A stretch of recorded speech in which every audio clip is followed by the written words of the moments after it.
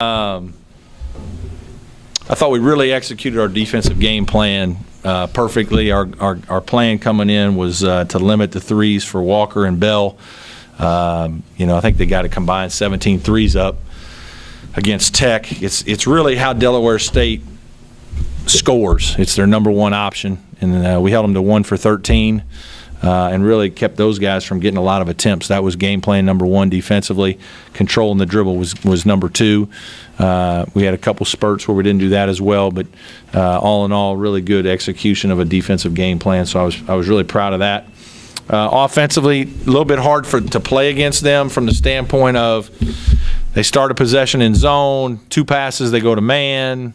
Start a possession in man, 3 passes, they go into zone. It's just you kind of got to go make plays. You give them a couple simple concepts to go play, and then it's on your guys to finish. We need to continue to work to get better production out of the paint, but I thought we got some good play out of DeMarcus Harrison, obviously. Jordan wasn't as good defensively, but gave some good minutes offensively. KJ was solid tonight. In terms of production, missed a couple shots that he probably normally makes, notably the dunk. But we did enough to win. The best part of the offense was we had 15 free throw attempts, I think, at halftime. So we were attacking. I thought we were in good attack mode that way and made 73%. And then we had 14 assists and only 7 turnovers. So I thought we played against some crazy defenses and traps and different couple 1-3-1 pressed or 3-quarter court, 2-2-1, 3-quarter court, trapping out of zone. I thought we handled that stuff well. So that was good to see. I thought Rod did a good job of kind of managing our team in a very difficult situation where things are changing at all times. So pretty good, pretty pleased with this performance. Looked like for a while there you were going to hold them out of double digits in the second half. They wound up with 14. 1 for 13 from beyond the arc. I think we just found a group that was really locked in. They were really locked in defensively. They were getting stops. We didn't give many easy looks. And in all honesty, I kind of stayed with them. I stayed with them through a TV timeout. I didn't switch after 3 or 4 minutes. I let them keep playing because they were getting stops. I didn't just go put some of our starters back in the game. The guys off the bench were doing a good job. Rod, Adonis, D-Mark, those 3 guys were really locked in. And so we JB was in there for a good part of that. We kind of carried through with that lineup defensively, and I think they just got confidence as they were out there, and I think that was a big part of our ability to get stops in the second half. You guys had 7 blocks and only allowed 6 points in the paint. What does that say about those young post players and their ability to alter shots? Getting better. They only have one real true post player, but he's solid. He's a solid player. Gray can do some things. I thought we got him out of his area enough that when a secondary defender came over like KJ or even Noko, sometimes they could affect it. Josh has to do his work on the ground. City has to do his work on the ground with positioning. But certainly some of that is KJ's ability to come from weak side and alter things. But that was a significant aspect of protecting the basket. DeMarcus was saying he played the 4 spot for a stretch sort of in the second half. I mean, how much versatility does a guy like that offer you, especially when he's scoring like he did? Yeah. We went small. We had KJ and DeMarcus out there, and I think KJ or DeMarcus might be just a little more familiar with a couple of the offensive things that we asked our 4 to do tonight. And so he kind of went to that spot, and KJ stayed at the 3. They can flip back and forth a little bit. But it was good. They actually went small sometimes. There was a stretch there where they went small. They took their second big guy out and played 4 guards, and so we matched them. And I thought that was we got good production when we did that. What has DeMarcus done to improve his offensive game? So like he's taken a step from last year. Mm-hmm. Well, we worked with him on his shot. He fought me all last year on his rainbow 3, and I couldn't convince him forever that that wasn't going to be the best way for him to shoot. And so he went through a season, and it proved to not be the best way for him to shoot. Now, to his credit, he's worked on it in the summer. We've had a lot of morning sessions. I think he's improved tremendously, still has a ways to go, but flattened it out a little bit, got the ball more in front of his face.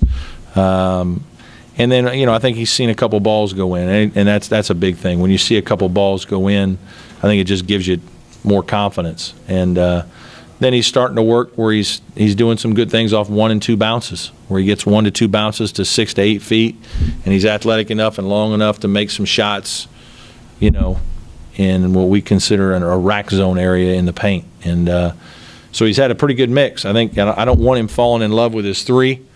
I want him to have a mix to his game, and I'm not positive, but I thought he did tonight. He had 2 out of 4 from 3, 2 out of 4 from 2, 5 out of 6 free throws. Pretty good night. You talked about going small. Maybe that's something this team does better than last year, where you were kind of set with Book and Milt on the post. Maybe didn't need to do that. Yes, a little bit. One of the reasons, we didn't have a lot of perimeter players last year.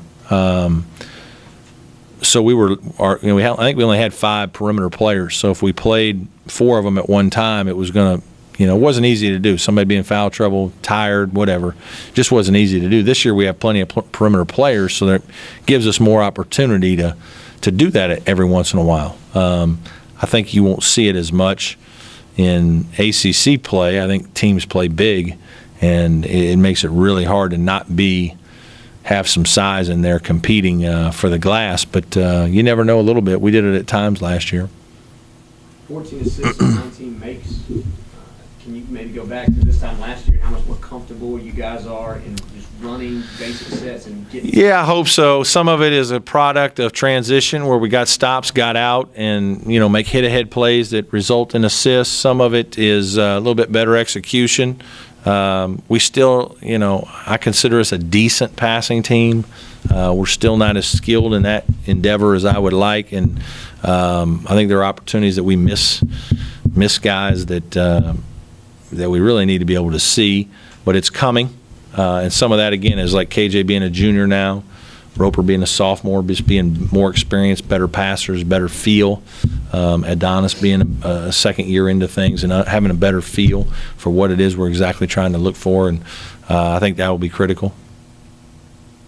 Awesome games, explosiveness and stamina through. Say that one more time. Awesome games, Mhm. explosiveness and stamina through 27 minutes. Is it better than? Well, tonight's game was it could be a little misleading with that because of the way that they played on offense, where they would delay it for 15 seconds. You almost could catch your breath. They were shortening the game. They did it against Tech. Probably good strategy. But you could basically rest for 15 seconds almost every time you're on defense. And so I think that allowed him to play that many minutes. I think it will be hard for him to do so in a lot of games here early on. I don't think he's quite ready for all that. But pleasantly happy and surprised that was the case tonight. Obviously, you talked about those 2 guys that you signed a little bit. Can you just discuss what that means for the program and how things will have to kind of pan out over the next several months? Yeah, just really happy with the 2 guys we got. I think they're really good players. Obviously, Dante and Gabe are, terrific young men, high-character kids that are winners and very skilled and smart. College ready. Both are physical, pretty good bodies already. And I think they fit the way I want to play as well as any couple guys that we've signed since we've been here. Probably a little more basketball skill, an upgrade in that in some ways. IQ, the whole feel, just some pretty good coaching. So that part of it I couldn't be happier about. Think it's terrific for the future. In terms of signing him, it's protecting the long-term interests of the program, and that's the reason for doing it. Obviously, there's all kinds of variables now in college athletics where people are leaving, and I'm just doing what I think is in the best interest of the program. And I think most of the time these things seem to work themselves out in the spring. It's a lot of people end up moving and changing, and I just think that these things work out. And if you don't work from a position of power, sometimes you get behind and you get trouble. And in this league right now, we got to do everything we can to be in a position of strength and to look for the future. We're a couple years away from being where we need to be and where we really want to be, but I think we're laying a really good foundation. I think we're creating a culture that of commitment that with the kids that we're bringing in and the kids that are here in terms of buying into what we're trying to do. You know, it was a tough last year, and that's, you know, I knew that last year and this year is going to be a little tough. We're a little young, a little inexperienced, not quite as mature as we need to be, and you'll see some of that when we start playing some of the teams that we're going to have to play. But we're getting there. We really are getting there. And now we've got some excitement with a new arena. I think recruiting is on an uptick. I like where we are right now. I like where we are. Given the way Dante's recruitment played out and reclassifying, does it have to feel extra special that you guys are in on him in the spring? Yeah, really does. Really does. And I think it speaks to him too. He, you know, his recruiting was not. It was a little bit unique, I guess. You know, he was a kid who people kind of had heard about, but he's up in Martinsburg, West Virginia, a little bit out of the way. Don't play great competition sometimes. Not sure if, you know, how good he really is. He played inside a lot, and so you don't know, well, how skilled is he?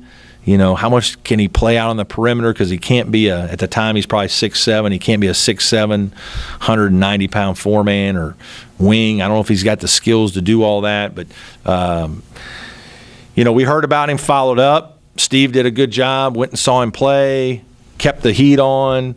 As soon as we lost in the ACC tournament, the next day I was up at his high school, I think it was semifinal or quarterfinal game. Watched him, liked him.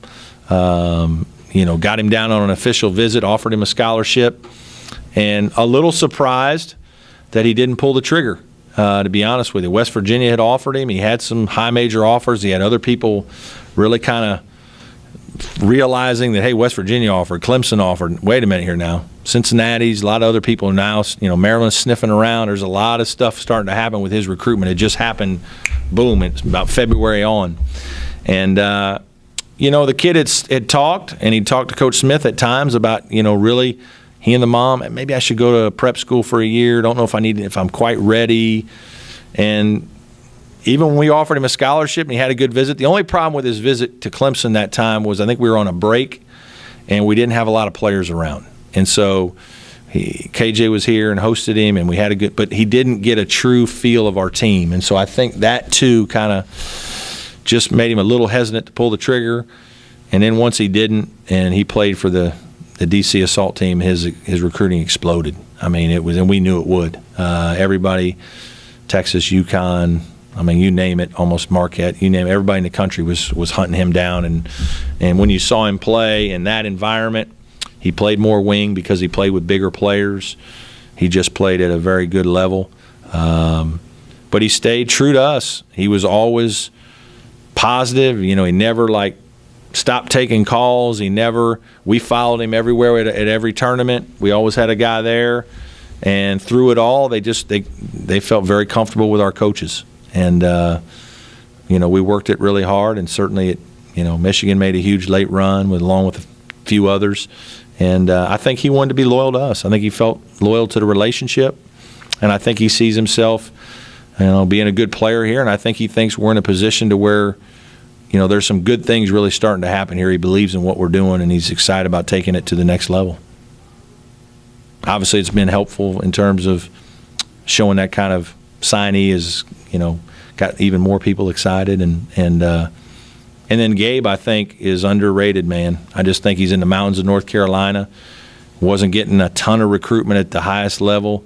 And then all of a sudden he played in July, and April and July, he played really good. Got to be he wasn't on the high level circuit, but he was on a circuit where he got seen. And there was a lot that Butler, Xavier, those are two really good programs that recruit the right kind of kids.